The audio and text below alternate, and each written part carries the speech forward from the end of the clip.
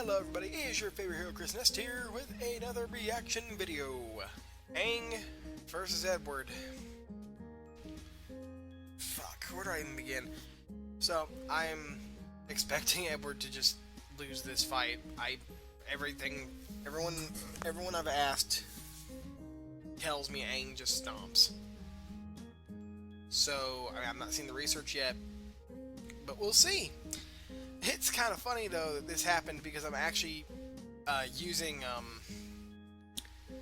a Full Metal character for my upcoming battle, which the trailer should be up soon, possibly. I don't know, but anyway, y'all know the drill. The link to the original is always in the description, so go watch the original first, and then come watch it with me. With that being said, let's go ahead and just press play, and we'll see who wins. Ah, poor Edward. Edward's so fucked. And before you ask, yes, I skipped the ad. The elements make up every aspect of the world we live in, and no average person can tame them. But somehow these kids can master them with a vengeance. Like Aang, the Avatar. And Edward Elric, the Full Metal Alchemist.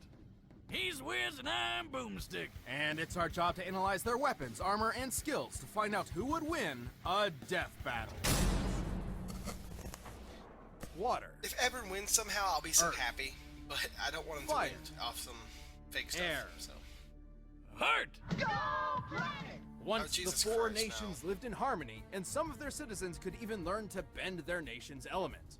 But only the Avatar could master all four, and it's their duty to protect the balance between these nations. And since there's always gotta be an Avatar around, a new one is born whenever the last one dies. But everything changed when the Fire Nation attacked. Attempting to conquer the other three nations, the Avatar would inevitably be their greatest obstacle. Man, they'd even go after a kid? Living among the air nomads, Aang was an energetic and dutiful 12 years old when he learned of his destiny. He was the newest incarnation of the Avatar. But he totally wussed out, ran away from home, and got frozen in ice for 100 years. What the hell? That's not what I'd do if I found out I was an awesome elemental badass. I'd definitely find a way to make money off that. Boomstick, he's 12. But running away Jesus Christ. actually saved his life, Yeah. as the Fire Nation knew the next Avatar would be an air nomad and slaughtered them all in a horrific surprise attack. But the poor kid wouldn't be stuck in ice forever. He was eventually rescued by some new friends and began his quest to learn the other elements and save the world. And as an air nomad, he can really bend the wind to his will. He can use air bending to create whirlwinds and tornadoes or slice through solid stone. And he can fly. Whee! Well, it's not exactly flying, Boomstick. What he actually does is manipulate the air currents to keep aloft. That's why he carries a glider, complete with snacks. Oh, well, I'm sure that'll come in handy. Whatever. If it The looks fuck? like a duck and sounds like a duck, it's a duck. Or I guess a flying avatar guy. But ducks actually can fly. Anyway, Aang can use air in pretty much every aspect of his life. Like for shields, increasing his speed, improving agility, adjusting his body temperature, and even focusing his breath to use as an attack. After he learned waterbending from Paku and Katara, Aang can make whips, knives, and literal tsunamis. Hey, I can do that too. Just give me a pool and watch this cannonball fly. Does that mean I'm a waterbender? Sure. Waterbenders can also manipulate steam and ice. Just like how I, the great waterbender Boomstick the West, going will on? use my powers to swim through this frozen block. You what? Yep. Waterbending 101. Oh, God. You can be jealous. Oh wow, I'm just bursting with envy. Bending powers, activate!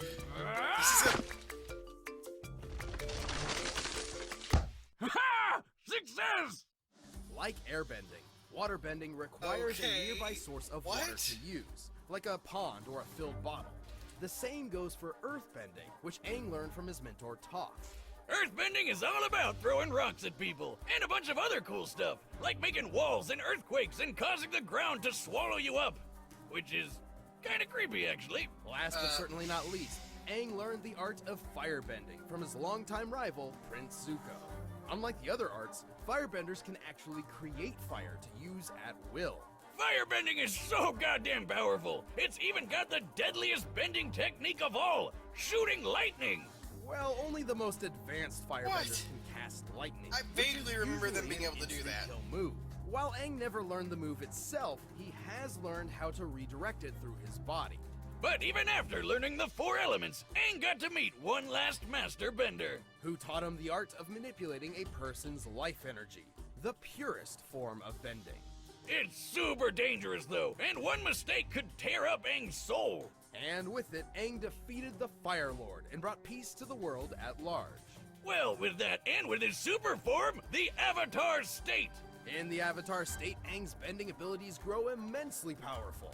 This is because the Avatar state lets Aang draw upon the power and wisdom of all previous Avatar incarnations. Though it is extremely risky, as dying while in the Avatar state ends the cycle of reincarnation permanently. Why would he care if he's dead anyway? Whatever, the coolest thing about the Avatar State is it makes you glow, like this. Behold! How are you doing that? Oh, I drank a bunch of glow sticks. You need to go to the doctor, like right now. My liver's processed way worse than this.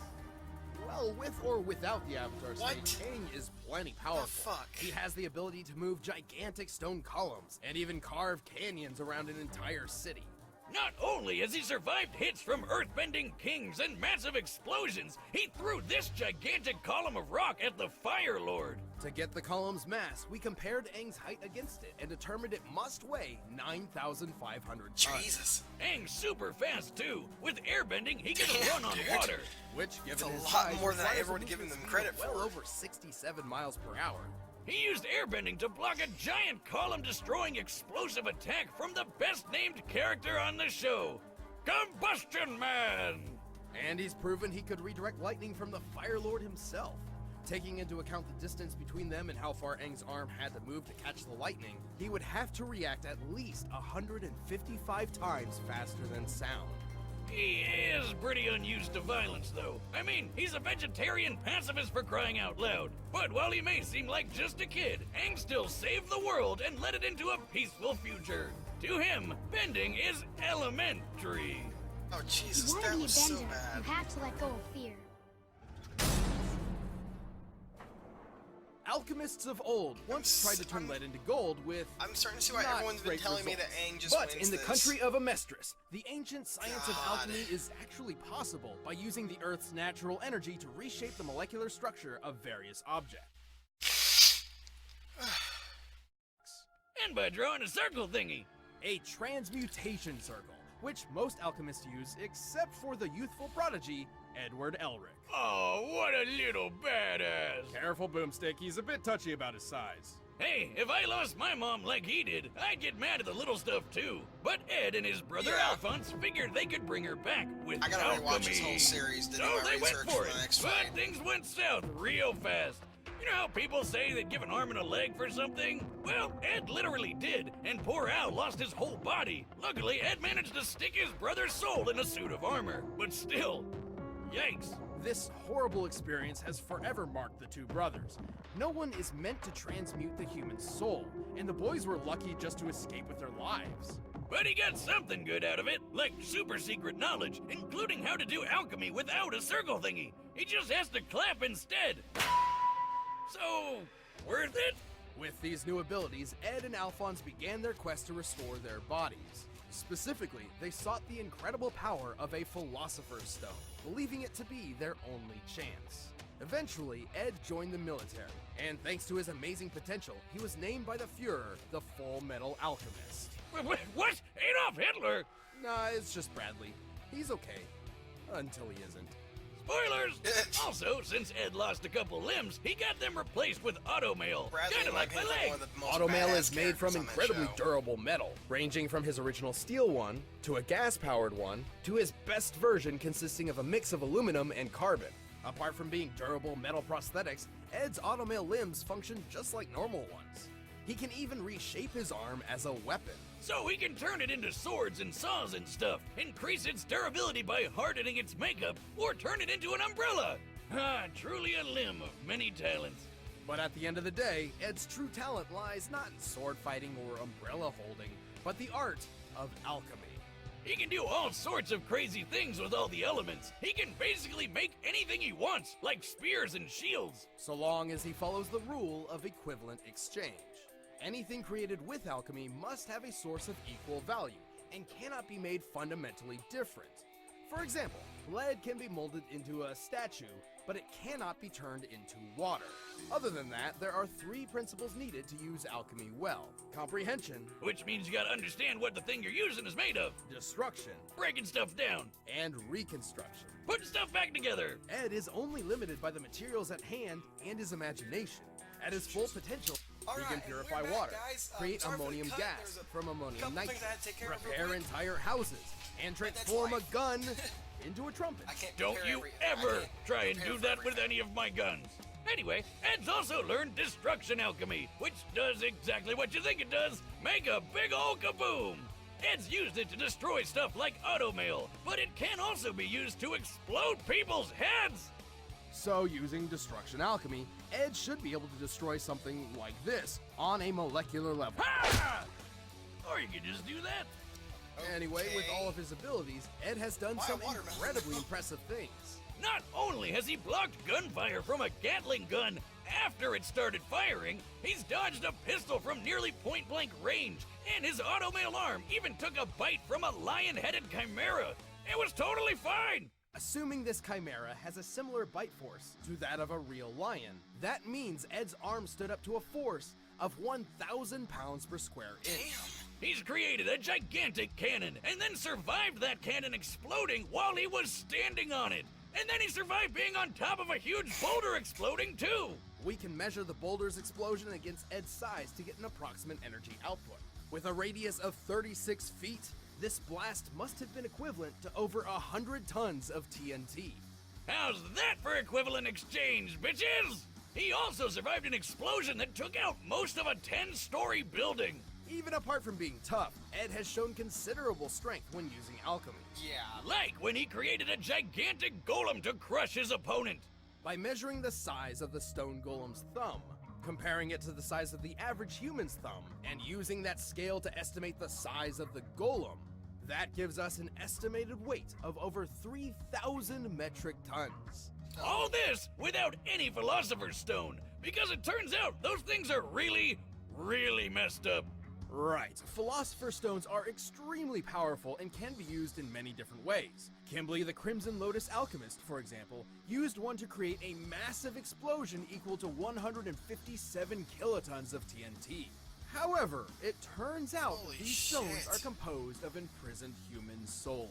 So Ed and Al vowed to avoid them on principle. Although Ed can boost his alchemic power in a similar manner by drawing on his own life force, increasing his potential at the cost of shortening his lifespan. But that's what Ed ultimately had to learn, what it truly means to let something go. And so he found another way to revive Al's body, sacrificing his own power for the sake of family. Aw, what a nice guy. But all in all, so long as Ed knows what he's trying to transmute, he's an amazing force to be reckoned with.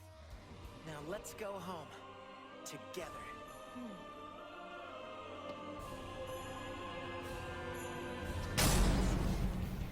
All right, the combatants are set, and we've run the data through all possibilities. But first, gonna thanks be to Blue so Apron, sad. I've become a food vendor. Usually copyright bullshit.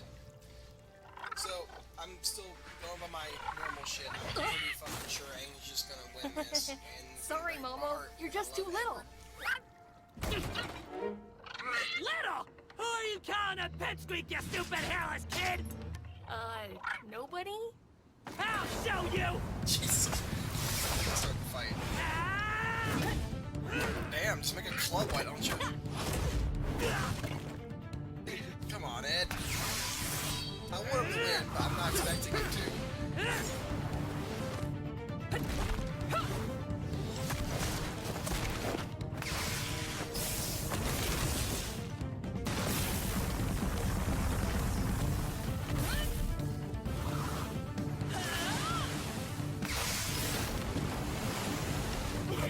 Huh. That was actually pretty neat. You know, there are actually a lot of advantages Warframes? And, I'm still growing! Yeah, I'm still growing. now I gotcha.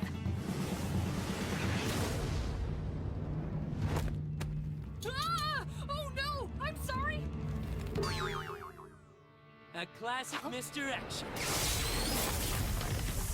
That's advantage Elric! Ha! Damn it! He almost got him. How's this for small? Oh shit.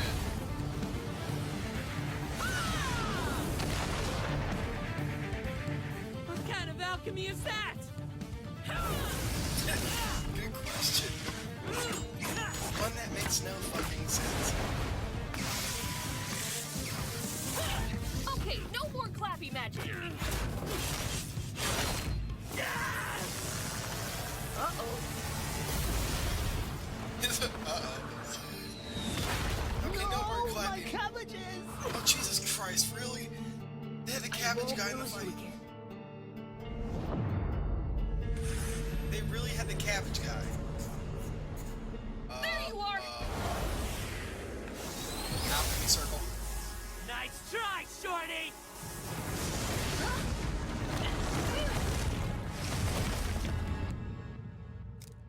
Whew. Can't believe that worked. Can't believe that worked. It didn't. That's the problem. This ends now.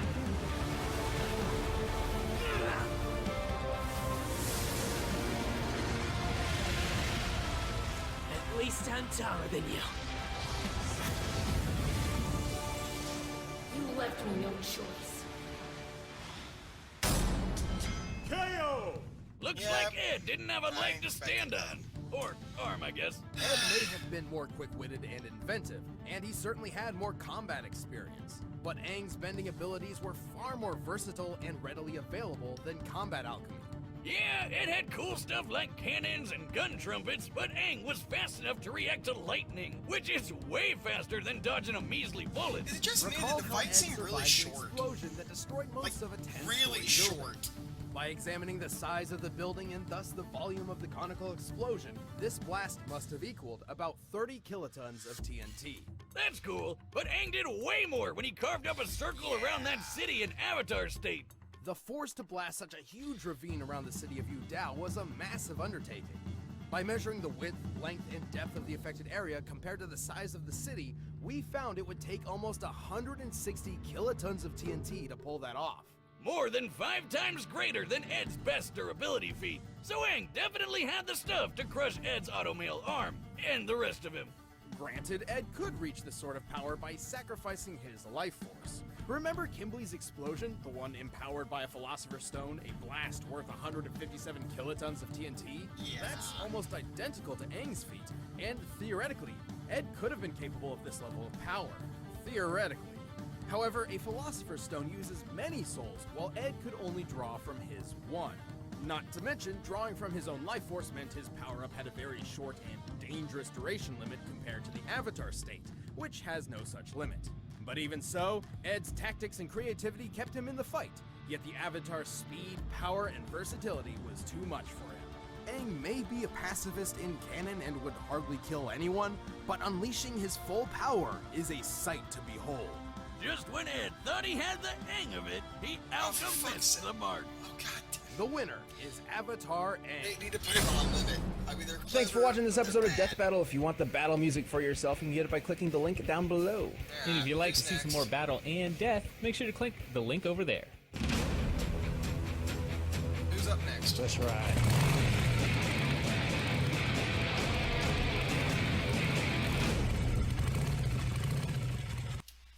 I'm down for that. Ghost Rider versus Lobo? Okay, just from what I know from both, I'm immediately rooting for Lobo. I'm really hoping Lobo wins. Because in Injustice 1, he made me laugh. He was funny as hell.